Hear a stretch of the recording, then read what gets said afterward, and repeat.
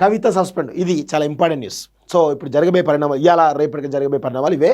So ఇక్కడ విషయం ఏంటంటే కవిత లేఖ రిలీజ్ చేసింది. ఎవరికి సారీ లేఖను కేసీఆర్కి ఇచ్చింది. సో కవిత లేఖ ఈరోజు తెలంగాణ రాజకీయాల్లో ఒక సంచలనమైనటువంటి విషయం గమనిస్తూ ఉన్నాం. సో ఇక్కడ ఆమె చాలా క్లియర్గా కవిత లేఖ బయటకు వచ్చింది, మీడియాలో పెంట అయింది. కేసీఆర్కు ఏం చేయాలో పాల్గొని పరిస్థితిలో కనబడుతోంది, కేటీఆర్ కూడా పాల్గొని పరిస్థితిలో కనబడుతోంది.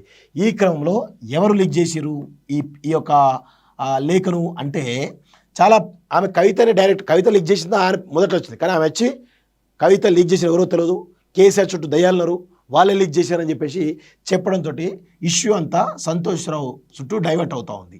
సో సంతోష్ రావు అదేవిధంగా కేటీఆర్ చుట్టూ డైవర్ట్ అవుతుంది. అయితే నిన్న కేటీఆర్ ప్రెస్ మీట్ పెట్టి ఏం చెప్పిండు, ఆమె చాలా స్పష్టంగా చెప్పింది, దయ్యం గురించి చెప్పింది.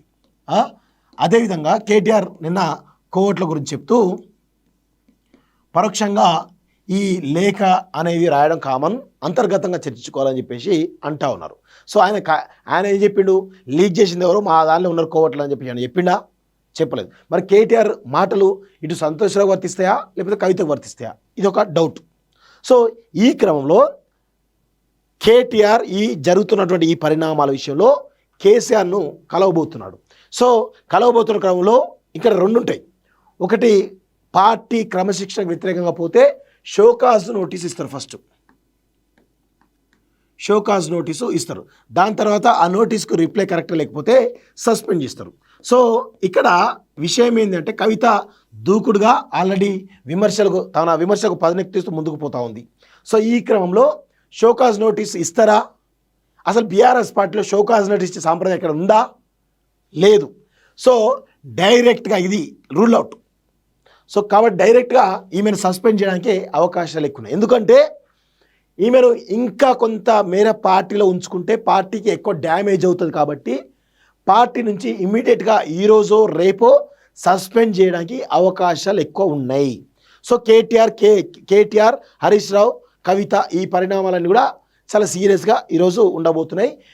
కేటీఆర్ ఈరోజు వెళ్ళి కేసీఆర్ని కలుస్తాడు, దాని తర్వాత నిన్న కూడా కలిసినట్టు మళ్ళీ ఇవాళ కూడా కలిసేటువంటి అవకాశాలు ఉన్నాయి, ఆ తర్వాత హరీష్ రావు కూడా కలిసేటువంటి అవకాశాలు అయితే ఉన్నాయి. సో ఈ క్రమంలో ఈమెను సస్పెండ్ చేస్తే పరిణామాలు ఎలా ఉండబోతున్నాయి, దానివల్ల జరిగేటువంటి డ్యామేజ్ ఏ విధంగా ఉండబోతుంది, ఆమెను ఎంటర్టైన్ చేస్తే డ్యామేజ్ ఏ విధంగా ఉంటుంది, సస్పెండ్ చేస్తే డ్యామేజ్ ఏ విధంగా ఉంటుంది, ఈ రెండు రకాల పరిణామాలు జరగబోయేటువంటి అవకాశాలు అయితే కనబడుతున్నాయి. సో మొత్తంగా కవిత లేక బీఆర్ఎస్ పార్టీలో ప్రకంపనలు సృష్టిస్తూ ఉంది, బీఆర్ఎస్ పార్టీలో చీలిక సంక్షోభ దిశగా పోతూ ఉంది.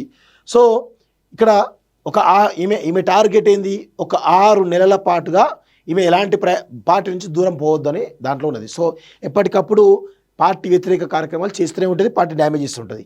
సో దీన్ని గమనించినటువంటి 6 నెలలు ఎంటర్టైన్ చేయకుండా ఇమ్మీడియట్గా సస్పెండ్ చేస్తే అయిపోతుంది, జరిగే డ్యామేజ్ జరుగుతుంది, ఆ తర్వాత చూసుకుందామనే కోణంలో కనబడుతూ ఉంది. సో మొత్తానికైతే కవిత లేఖ తోటి ఆమె సస్పెండ్ కావడానికి అవకాశాలు ఎక్కువ ఉన్నాయి.